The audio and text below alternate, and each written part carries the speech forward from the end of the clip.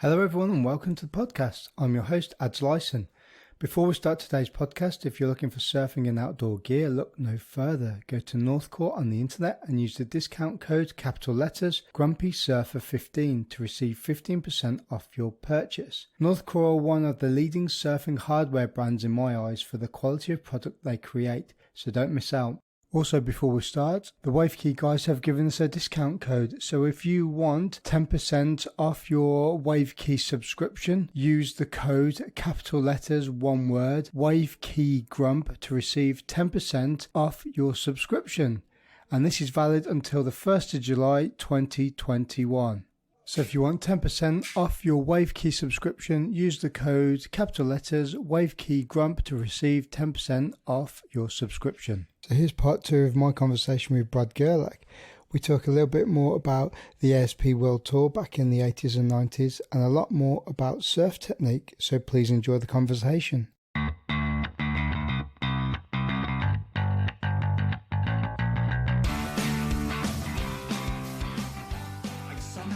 At some point I would get somewhere where I'd be like, man, that was necessary, you know? So yeah.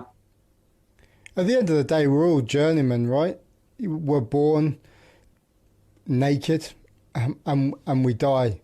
Technically, you could say we're born alone and we die alone because there's only you there. So what you fill that space in between those two moments is what creates your life experience. Now, whether you do something that changes somebody else's life or you're involved with the rat race and you just go along with it, not saying that there's anything wrong with like being a factory worker or anything like that, you know, contributing to society, but whatever you do to choose to do with your life all depends on your passions, your drive, and how you personally experience life in itself.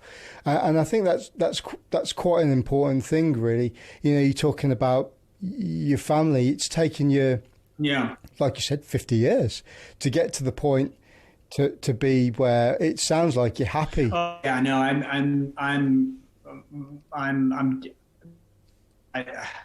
you know, without it sounding, you know, sort of too smarmy or whatever it is. Yes, I'm happy. I'm really happy. I love hanging out with my wife. And I find her, I admire her, and she's funny and she's sexy and she's, and she's the shit. And she's a giver and I'm a giver. So we have a balance. We have a good balance. And she's supported me a lot with WaveKey and she's a big part of WaveKey. And I think one of the thing that is the big driver for probably both of us is we really like to help people. And so that's where I found once I started to coach, it's like I love myself more because I felt worthy. You know, that it's not about me. I mean, I needed to do things for me as an athlete and learn things and all that stuff. But there were several times while I was an athlete, I did things for other people to my own detriment. And there's a lot of mistakes I made, and I want to help people not make those mistakes and thrive. I want the humanity to thrive, you know, and I feel like with WaveKey, I'm like I said, I'm like an astronaut in a way, and I'm out there. I collect this data, and you know, the surf world is partying, and they're like, this is a fun party, you know, it's a fun party, and I want to come down with some, you know, when the DJ comes to the party and he's really, really good, and then someone else shows up with some really good stuff to drink. The party goes from being like pretty good to being like, fuck, that was one of the best parties I've ever been to in my life. That's what I'm interested in doing. I want the party to be the best party I've ever been in there, you know, surfing, you know, and I think these fucking algorithm things. Today I was talking to a friend and I go, you know, they should be called more like out of rhythms. That's what the algorithms are. They're out of rhythms because this computer is studying you and sucking away your time, you know, and being your imagination. And we get caught fucking in there, and I'm like, you know, but they should be called what they really are, algorithms. Those things are this algorithm thing. It's not human. It's, you know, now there's, if you can be real disciplined about it and you can be like, all right, cool. I dig, you know, the Grumpy podcast because he interviews people that care and passion. I'm going to look there, find information, and jump out. Oh, he's got something funny or whatever. I'm going to get it, and I'm going to get, oh, he's got a recommendation for a book, bitching. I'm going to get in, I'm going to get out, you know, but that takes that's like a skill, you know, and they're not teaching you that skill because a small group of people are making all the money. And I hate that. So that's why I haven't advertised and been on Facebook or Instagram going, everybody check out WaveKey. I just been like, look, I'm going to give it to my subscribers. I'm going to give my heart and soul in there towards helping them enjoy what they love, surfing. And they're going to tell people or not. You know, some people are like, I don't want to, it's like a diet. Like, I don't want to tell people I'm on a diet. You know, what if they go, dude, their diet's not working? So some people don't say it, some people do. And then the money that's coming from into WaveKey's coming from surfers. So I'm going to take that money and put it back into surfing, small events, you know, advertise. I'm doing something with Surfing World magazine. I'm doing cool things with like the surf world. The one that feels authentic and genuine. What do you feel is your most significant memory or event that happened to you while you were competing that sticks with you the most? It's a small one, but I was in France, and I think this was 1990, and I was in a heat against Barton Lynch, and it was really unruly, gray, and sort of, you know, a couple feet overhead, messy, onshore-ish type of like odd conditions. And I got this wave and I went down to the bottom of the wave. And then as I bottom turned and I looked up, the wave had this like silverish gray kind of thing going, and it was just and sort of the light was banking off of it in a certain way, and I saw a bird kind of like flying, and I just was like, fuck, that looks so beautiful. And then I don't know, I rode the wave and whatever it was, and I kind of didn't really think about it that much. And guys said to me like, what the fuck's your problem dodging that barrel? And I was like, what? They're like, yeah, man, you're just fucking, the thing was just going like this, and you're just fucking, you just didn't even like, what was your problem? And I thought, part of me thought, man, I'm just not, like, what the fuck is wrong with me, man? Aren't I here to win? And then the other part was like, you know what? Nothing's wrong with me. That was fucking cool. That was a cool memory for me. For me, that was cool, you know? And I think that was one of the things where like, I'm not sure I belong in this thing. But then it was before I went for a title run, and I kind of was like, you know, I've been doing it for a while. I should just give it what do they call it, an old country try before I kick out of here. I think that was pretty significant for me, that sat with me. And I would say the other one is that following year is I came to the Bells, and I had the contest was held at Rincon, this little right that I actually surf like a lot. I really like it. It's like a really rippable little wave. And I had Poto, a man-on-man heat against Poto. And to me, like, he was like, you know, 200 and some pounds riding a 5-inch thick surfboard. And I'm like a whippersnapper. And I'm like, the guy's got no chance against me.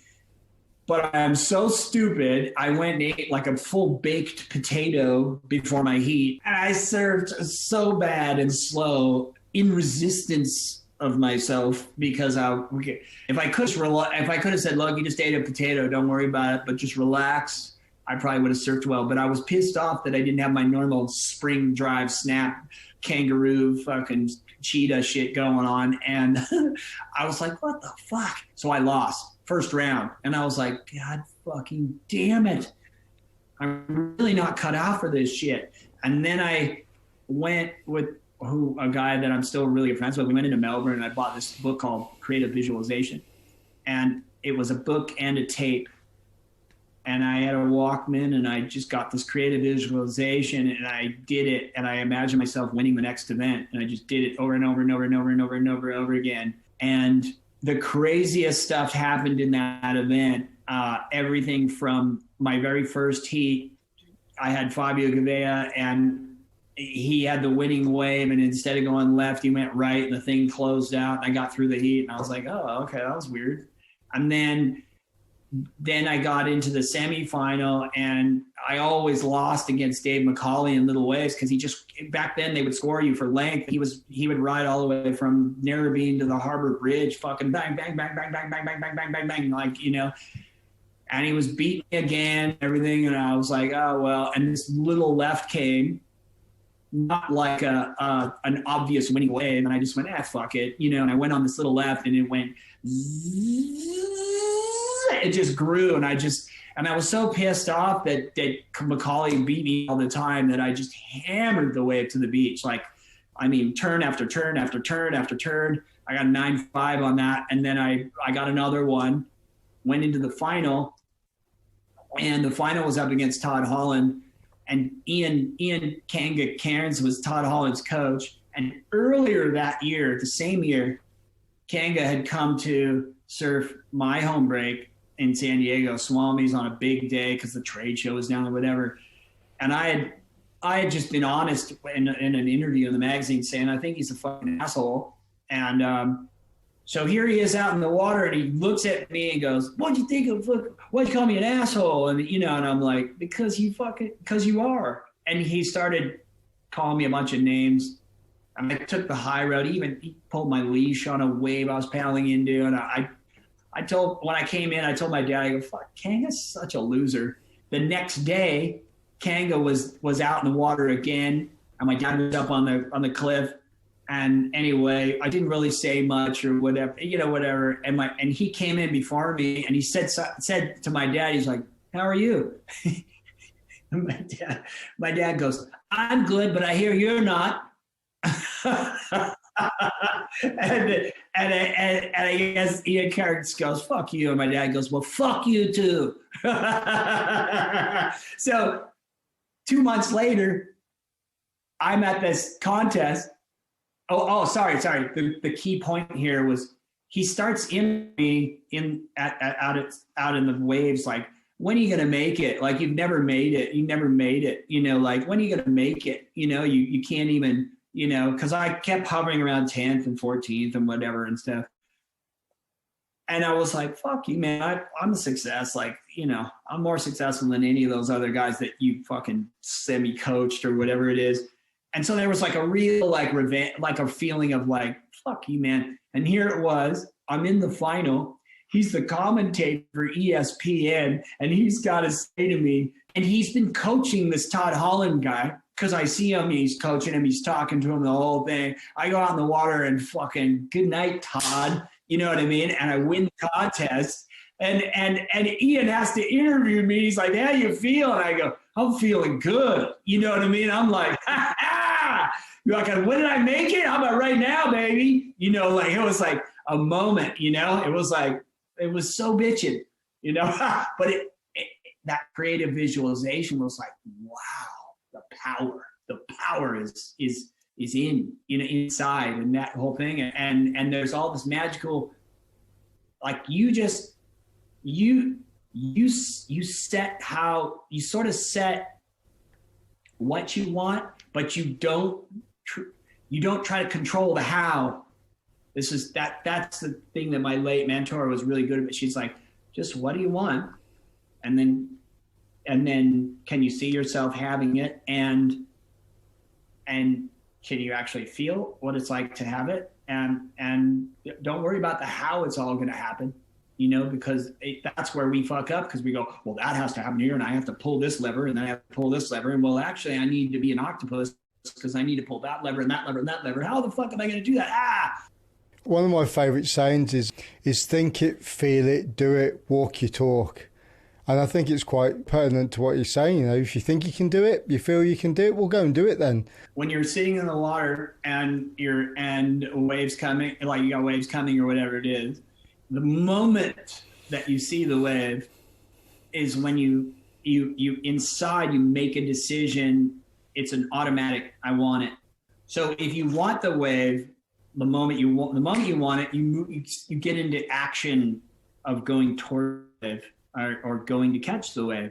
During the time that you're in action going to catch the wave is when you look around, and that's when you go, this one's hitting the reef bad. Someone's already in it. I'm too far out. Okay, whatever. But don't sit there and look at it for a second to decide whether you want it or not. Okay, so one's because in scary waves, this is really helpful. But you know, a lot of times you miss waves by this much, and it's usually because you don't get in action soon enough. And survey everything first and go, especially people who are polite. They're like, oh, I don't want to cut anybody off. So is anybody going? Is anybody going? No, you need to be like, move towards the wave and know that at any point you can abort if someone is there or whatever it is. So that's it. So I want it. And that sets you in action. Then when it is, you are going to go and you haven't caught it yet. You're paddling for it. You tell yourself, I got it. You don't yell out, I got it. It's an internal, I got it. Physiologically, it relaxes you when you have something. When you don't have it, you doubt it, and you're not as efficient. So you don't paddle as well when you're like, I want it, because you doubt it. So you try harder, and that doesn't make you faster. It makes you slower. So I want it. So you're in action. Your paddle, no one's on the wave. You're in the good position. You decided you're going.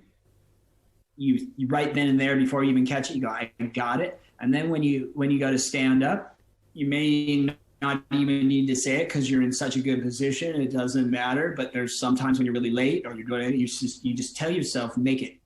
And your body will respond to the command of making it. Whether you make it or not is not really the point here. It's make it so that your body goes, all right, to the challenge versus don't fall, don't fall. Oh no, don't fall. As soon as you say the words don't fall, it's like a bit of concrete gets shot throughout your nervous system and you turn into like a uncoordinated, you hold your breath and you fucking get uncoordinated. So I want it, I got it, make it. Those three things have made me, if I only knew that when I was a pro and I was younger, oh my God, just that would be, if I to your listeners or whatever like that, try that one, it's a big one. Definitely going to try that, mate. It sounds awesome. I'd like to spend a little bit of time, about surfboards, going from when you started all the way up to now. I mean, you just showed me an amazing board at the very start with a couple of little wings sticking out of it, a little fish, How have the boards changed over your career and your career of surfing to what it is now, and what were some of the best shapes that you rode? Well, I've been fortunate enough to ride a lot of different shapers. By riding all those different surfboards made by all these different really, really talented gentlemen, because I haven't got a board yet from a woman, but I'd be really stoked to ride a surfboard shaped by a woman someday. But all the gentlemen that I've tried boards from, and I'd probably say there'd be 50 guys. I don't know. I've ridden a lot of different surfboards. Every one of those surfboards has injected a surfboard IQ, or they've helped my surfboard IQ elevate, if that's the right way of saying it. And so I spent a lot of time in the shape room with Ben Ipa. I've been in the shape room with Xanadu. I've been in the shape room with Al Merrick, Chris Christensen, and Doc, Lausch, Cordell, Tim Patterson, and who else have I think I might have been with Phil Byrne one time, and Murray Burton, Darren Hanley. I mean, there's been Darren Hanley helped me shape a board actually. And so that kind of that kind of information can't be underestimated. But the surfboards are they've changed so much because there's so much more consistency, and I think they're by and large they're a lot better. Like you can get a lot more, you know, like the board that's behind that blue is in 1987 Linden, and it doesn't look like a board that you could really tear the bag out of it. It looks quite cumbersome in lots of places. And the older board, I have older boards. I have my 85 Linden, and I've got like an 86 Rawson, and I've got some 80, I got an 80s Ben Ipa, I got, you know, some 90s Xanadu's and stuff, and they're pretty thick and stuff. And now I think the refinement of the surfboard is it's so much better. There's so much more high performance and sensitive. And I think that's what with WaveKey is when I help people is help build their sensitivity so that they can move on to a board that's less cumbersome and get more out of it. And the best surfers in the world, Tom Curran, the guy I've studied probably the most, is probably the most sensitive surfer of all time. That's why he can ride a skimboard and a this and a that board and actually rip on it because of his sensitivity and his technique. So his technique allows him to be sensitive. Basically, he doesn't lean over, kind of like his nervous system trusts him, and you know, that kind of thing. So I've got great surfboards from a lot of different people. What were some of your favorite shapes? You know, did you prefer riding single fins, twin fins? I'd say probably Xanadu's boards have some of the most magic.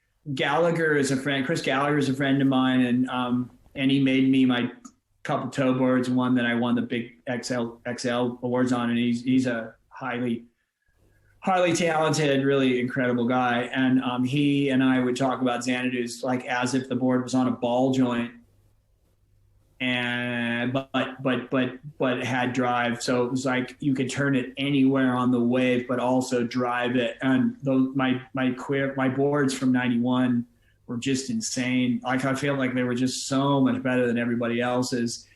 And I made a serious stupid error of not riding the board that I won Gunston on. I should have ridden in all through Europe too, and I probably would have had a better result out of it. But you know, that's me not having a coach and me going, oh, I'll just ride this other one. That's cool, you know. And Xanadu's some of the best, and then I'd say I've had some of the best boards ever from Chris Christensen too. I mean, just really, he really knows how. His rocker works so good for me. He knows how to put the gas pedal in the board, and they still turn like so good. And he's so talented and so diverse with his ability. He's such an admirable fucking person. And a couple of those Ben Ipas were really good when we did the bevel, concave bevel rail. I won the Gunston on one and got second Santa Cruz on one, and like they were working really good. But yeah, Al Merrick made me a couple, like a board that just like I just love so much, you know. And I love working with Al and stuff. He's such a nice guy and so smart. But in saying that, like, you know, Tim Patterson too, like, I don't know, you know, Timmy's making boards from Idolo. I mean, you know, it's just cool, man. I'm so fortunate. And I've built relationships with these guys and kept the relationships, you know, like kept it open. I know what my currency is giving back the feedback. The board works like this and does that. And I feel like this and this and that. And what about this idea? And that's what you give back to the shaper as a pro, or, you know, as a test pilot or whatever. Not like, hey, it works good. Yeah, so even Chris said to me, he's like, yeah, he makes boards for Damien Hobgood, and he said he's really picky, and he's like I like that though because it challenges me. Whereas He's like, Greg Long, every time I make him a board, he's like, you know, fuck, the thing works insane. He's like, which is killer, which is good too, because I'm stoked I'm on it. But I'll tell you why it works good too. Not just it works great. That's it. I'll tell you like, hey man, right here is where it works insane. You know what I mean? And it does this. Maybe, what do you think of this idea if we add this to it to make it better? So. Well, that's why you do what you do, right? Yeah, for sure. And it's cool because I'm 54, going to be 55, and I'm still valuable, you know? And I think that is, you know, so many times in my life, you're like, dude, you're washed up. Like, you know, and I joke about it, and I'm like, yeah, I'm washed up, but I still have shit to give. I'm still contributing, you know, so fuck it. I'm helping young surfers fucking surf better than they've ever surfed. So fuck you. I'm not washed up. And you probably surf a lot better than they do too.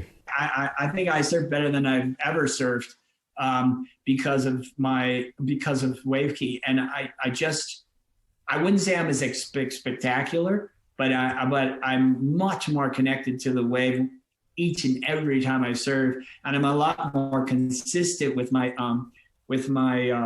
surfs. I don't usually have shockers. Where I used to have them a lot, you know.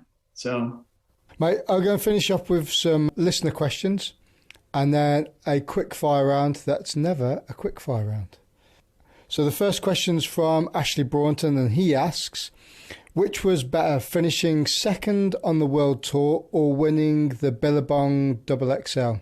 The second was a bit of a letdown. The good part about the year was I was number one for several months. So I'm proud of the fact that I had been rated number one in the world in 91 and in 1986. So I had two number one times, you know, and the surf world's so stupid. They only reduce you to, you know, what you finished. But you know what? Tennis and golf, if you've ever held the number one position, even for a week, you're a former number one player. And those sports are more sophisticated than surfing. So I'm taking that, you know, and I'm proud of fucking hard yet. So it's just a fact. The probably winning the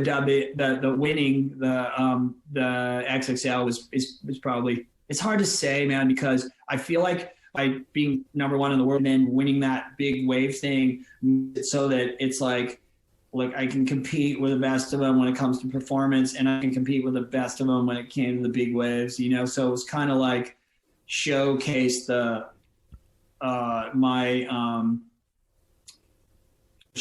talent or my ability, my skills that I developed, you know, that you know what I mean? And I'm proud of that. Yeah, I guess, you know, so that's a hard question. Yeah, it is, because I think it shows how all-rounded you are with your skill set, because big wave riding is a completely different skill set to an extent than, you know, competition surfing on the ASP or WSL, because they've got two different, if you want to call them, judging criterias.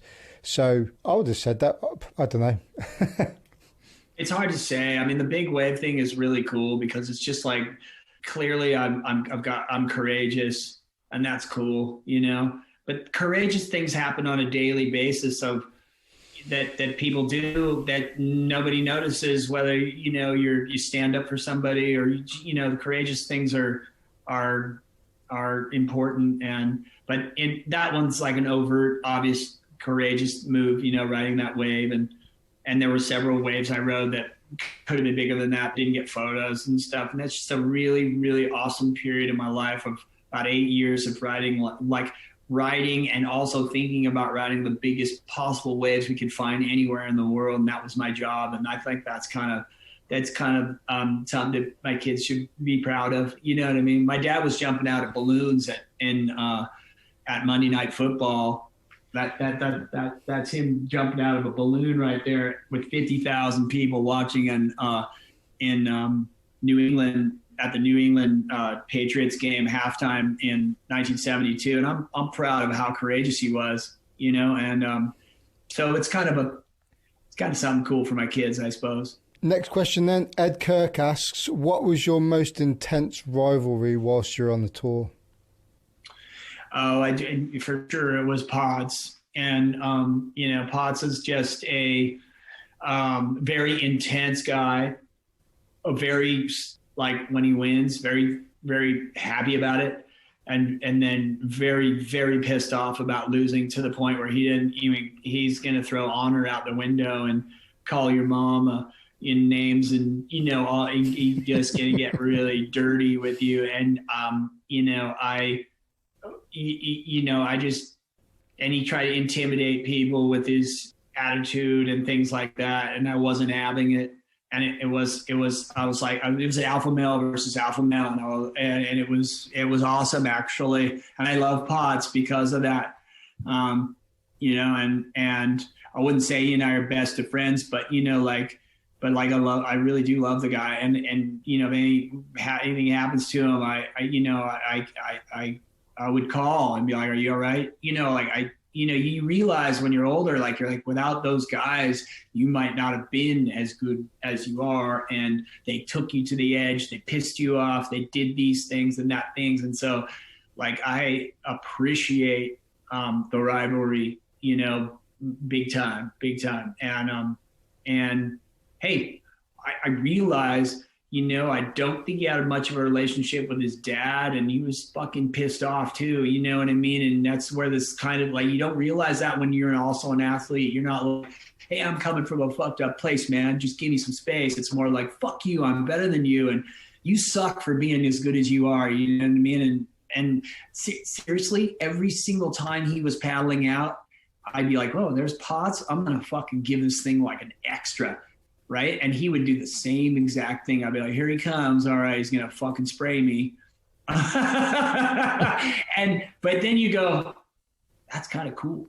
That's that emotional power, you know, so anyway, I'd say that's for sure and you know what, I had a starting rivalry with Kelly. I would have had such a rivalry with Kelly, because when Kelly first came on, I was super stoked that he came on. I was like, killer, same idea. This guy's going to take the party from a pretty good party to a way better party because he surfs so good, and he's going to make everybody up their game, rather than going, oh no, here comes a kid, fuck it. You know, I accepted. But then Kelly, there was something about Kelly that. We had a couple of heats. The first heat I had against him was in France, and it was pumping, and I beat him, but he got a 10 in the heat. It was like, what? You know, like, but it was, but I still beat him. Then I surfed against him again the following year, and it was super small, and he smoked me. And then I kind of got annoyed at Kelly, because every time I saw him, he would do same thing over and over again and do this, and I wanted something different. And so I think we would have had I think intellect, because he and I are friends, and we text kind of maybe, you know, sometimes every day, and then we don't talk for a month, and then back again or whatever. And but I think he and I would have been like this, like full on, like and I never really thought of that till about a year ago, and I thought, oh yeah, you know what? I probably would have had, if I stayed on tour, I probably would have had my biggest rivalry would have been against Kelly, you know, and he would have helped me surf so much better. But I had to get out of there. I had to get out of there because it felt like a moldy situation. Like, it was like we were going around in the same restaurant, the same thing over and over again, same. And I was like, if I don't get out of here, you know, I could be stuck here, you know? So there's kind of, sometimes I think about, what if I stayed, you know? But then also, God, if I didn't stay, I wouldn't have learned to play guitar and music, and fuck, that's been so much joy in my life. So anyway. And you wouldn't be where you are now. No. Last question then from the listeners. Logan Nickel asks, quite a random one, this one, so bear with me. If the world stopped at one stage of the tide forever, what stage of the tide would that be for you? probably could be now. My kids are so fucking cute.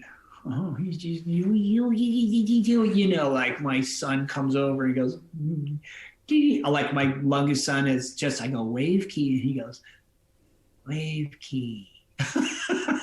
And my older son's like, Daddy, did you know? He's like that, almost like that kid in Jerry Maguire. He's so cute with questions, and I love my wife, and I maybe as when Wave Creek grows just a little bit more, because we'll have a little bit more resources, and my wife can quit her job and we can have a little bit more time together. But like, it's pretty awesome right now, you know. And I love what I do. I love teaching, and this is my better. This will be my my legacy, basically. This will be my, what do you call it, opus, magnum opus to the surf world, the Wave Key. It's much bigger than any surfing I've done for myself. This is going to help people. It already has, like, it already has a lot. There's some of the testimonials and some of the things that people have said to me over there. I'm like, cool, man. I feel like I'm saving that person's like life, like mentally, you know, and that makes me feel like the best, better than winning any fucking contest and being like, look at me. Like, it's way better than that. So yeah, maybe I'd like the pandemic to fucking get out of the way, because but it'll be gone soon, I reckon.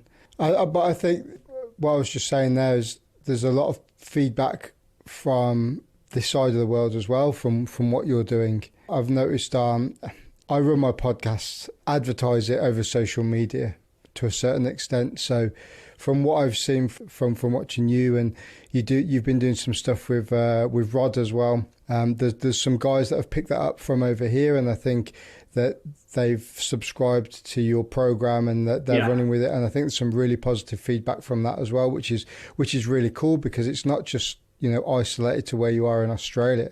It's slowly going global, and, you know, back to what you're saying, developing and growing something that's quite bespoke and unique through word of mouth is really how you should try and grow your business, because it becomes more personal. Well, also, we can handle any customer service. We can handle if somebody has a question or this or that, and so we start to get to know, like, hey, there'll probably be a lot of people that need this, and there are a lot of people that need this, because we've had 10 people that asked about this, and we had 3 people that asked about that, and you get to know your customer, and it really is about providing that, like, but my subscribers, or, you know, subscribers, or whatever you want to call it. I like to do a little play on words. This is a subscriber. The guys in Santa Cruz would use the word scribing for surfing good, you know, and I'm like, oh, subscriber. That's kind of cool. But anyway, is being able to make them feel like I'm their coach. They can ask me whatever, you know, hey, girl, I'm having a fucking tough time with this, or I always bog rail here, or I'm scared of this, or, you know, so there's no stupid question. So the person doesn't feel like, you know, like if you knew me, you could come over and say, hey, I don't want everybody to know this, but I always bog on this, or I'm a little scared of that, or you could say, I want people to feel they can say any of that. Oh yeah. Cause I know I've been scared of lots of waves in my life. And you know, and I got people looking at me going, there's Gurr, he's the animal. And I'm like, oh yeah, that's a little scary for me. But, you know, I think that having that, that personal ability, obviously as the company grows and gets bigger and bigger and bigger, it's going to be harder for me to do everything. But what I'll do is I'll be teaching people how to teach Wave Key, and they'll have somebody that that I will have taught, I will know has the same kind of benevolence and genuine interest in helping that person enjoy surfing more, basically, and continue. Because if you're progressing, you're enjoying it. You're looking forward to it. You're looking forward to your next surf. You're looking forward to this. And a lot of people go, "Oh, I'm already older. Each surf is getting worse and worse and worse." You know, and I want to. You know, I think that's sad, you know, and it doesn't have to be like that. And I want to make sure that people know that this isn't like I could take, it's John or Kelly I can find where they can be better. And it's not, I'm not saying this from a conceited point. It's just, I can go down granular in one place where they might be losing speed, or they could be better. They're already better than everybody else, but they could still be better. So if I can work with somebody on that level, I can work with somebody all the way down in an intermediate level and go, oh, I know exactly. And I don't overdo it and go, well, here's your list of things that you fuck up at. I don't do that. I just focus in on one thing that they could get better at, and then they get it and they go, that worked. And then they get that's all right, cool. All right. So then now I'm ready for the next thing. So it's not overwhelming. And that's the way I present the WaveKey course, is like one lesson every 21 days. But within that one lesson, there's a lot of shit to learn. So it's not like, oh, it's just a couple of people have been like, hey man, I'm ready to move forward. And I'm like, are you though? Like, are you really? Like, let me, like, I'd like to see how you do it, and take the time to practice, even if it's 5 minutes, here and there, and watch the, and the testimonials. People are just, they're just going, I think somebody said to me, hey, anybody who wants to advance past the takeoff to the top turns and stuff like that, you could give them my testimonial that because I'm not even at the top turn yet, I've just been doing the takeoff and the bottom turn, but because my takeoff is so stable and my bottom turn has been so good, I've been just doing the best top turns ever, and I'm not even at the top turn yet. So it was like, well, yeah, because you need to feel secure, and you do need the security and speed and projection off the bottom is totally the result. Is the top turn, is a good top turn. Can't do a good top turn if you got a shit ass bottom turn, no matter how much technical I give you. So that's why I don't go there first, So anyway. Mate, you've got a brain that's so full of knowledge, and I can see it's just seething all over the place. It's amazing. Okay, let's move into the quick fire round then. And so, if you could have one surfboard fin setup for the rest of your life, would it be a single fin, twin fin, thruster, bonzer, 2+1, or finless? There's a lot there. The 2+1 thing is kind of semi-cheating because you can play around with a lot of different things with the 2+1. So I would probably go with the 2+1 with a whole bag of fins. So I could, I get one board, and the board would be a 2+1, and I could make it a twin fin with a little trailer, or I could make it a single fin with two little, like a Widowmaker. I could make it a thruster, all three of the same, size fins. I could play around with that, you know what I mean? I'd probably go with the 2+1, and I would probably make it about 6'3". Nice. Your favorite surfer and why? It's a toss-up because I probably, my student Taro Watanabe is one of my favorite surfers to watch. And Tom Curran and Dane Reynolds are those two are like it's the favorite surfer thing. The one person is really difficult. But it's probably Tom, because I can go through his archives. There's so much footage of him. And I've tested out all my WaveKey forms and everything based off of Tom. So I'll learn, whenever I learn something new, I go back to looking at some of the search footage or some of Tom's footage to see if he's doing it. And I go, there it is. And I didn't see it before.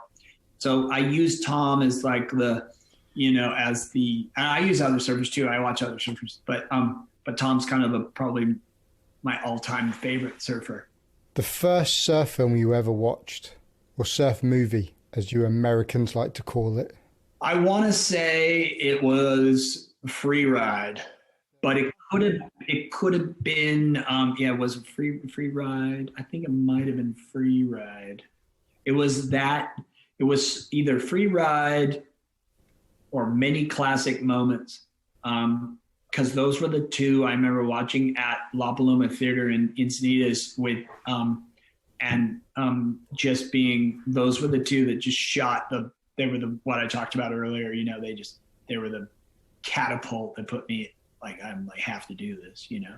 The last surf film you've watched recently? It was a real surf film was On the Edge of a Dream, Andrew Kidman's movie. That's a film, you know. I watched the last sort of clip I watched was Free Scrubber with Tom Curran, probably. Yeah, I've watched that about 20 times, I think. Yeah, I wish there was more footage because when I felt like I could watch Tom for like an hour, you know. And the last question is your dream surf trip. My dream surf trip would involve my wife and kids and us going to probably somewhere in Indonesia, and with some of my other friends that are doing wave key, some that are interested in doing wave key, possibly maybe HT's resort because my friend knows that.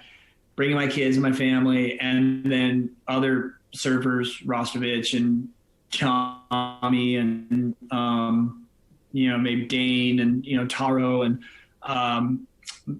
Max. And there's a couple other surfers and friend from Brazil. His name's Haley Batista. And like just some of these guys that I know that from around the world and we did a surf trip together. And then there was a space where we could be doing wave key, because I think the wave key is in a way, it's like a language for surfers, for high level surfers to impart their knowledge to surfers that aren't on that level or haven't experienced. Like if you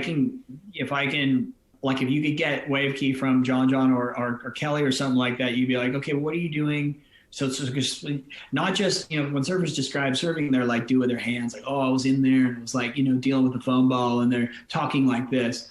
But that requires you have a lot of imagination, you have a connection to it. But if you don't really have a connection to it, if you were to able to explain it like what I explained in the tube ride, where you're like, where you're going, like, okay, I was in there, and when the foam ball came, I put my foot farther forward, and I put my knee out so that my toes gripped the front of the board, so when the tail started to slide, I could keep my line. And you're talking about this high level stuff, and wave key is like the language. So I would really like to do a surf trip like that, where I'm asking, Robovich and Kelly and these guys, what do you feel? What are you doing here? And then what are you doing here? And then I'd just be like taking notes and being like, oh my God, that's killer. Yeah, I felt that too. Or, oh, that's where I made my mistake. That one little thing.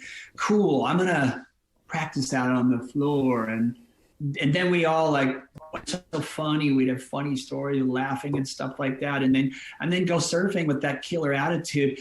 Film it, it'd be so fun to watch. And just, I think that is what I'm trying to set up. Actually, that's what I'm trying to do.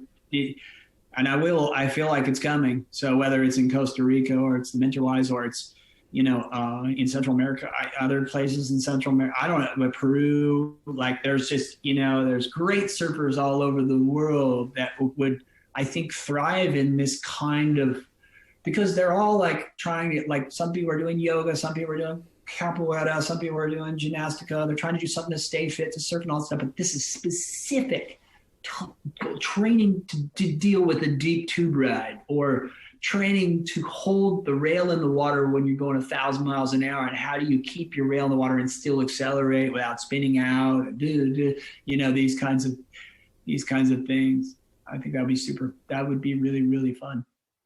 I was going to offer anybody who listens, I'll give you a code for a discount on Wave Key if you're interested in signing up and doing the program. It should be known that it's a year, and you can pay in monthly installments, but it is a year course. It's a year course. It's not set up for that. And I take you through 7 fundamentals, basically takeoff, bottom turn, top turn, cut back with a rebound, tube ride, basic floater, and a basic air, front side and back side. And if you're goofy, you can just press the button and everything is in goofy. And if you're natural foot, everything's in natural. So you don't have to like change your brain. And you just, by the end of the year, you'll for the price of like, like a used surfboard, a not even a good used surfboard, you could change your surfing completely. And I know that sounds maybe a little salesy, which makes me uncomfortable, but like if you're practicing, your surfing's got to change. It happens to everybody who practices. So mate, I'll put that, we'll talk offline with this and I'll put that into the podcast bio at the very end. I'll send you over the code later today or tomorrow. Beautiful. Brad Gerlach, thanks for joining me on the podcast. Thanks for having me. And that's it. If you're enjoying the podcast, please subscribe and follow on your podcast provider and maybe leave a little review on Apple Podcasts. Also, if you follow the podcast on Instagram and Facebook, search for the Grumpy Surfer Podcast. Thanks for listening.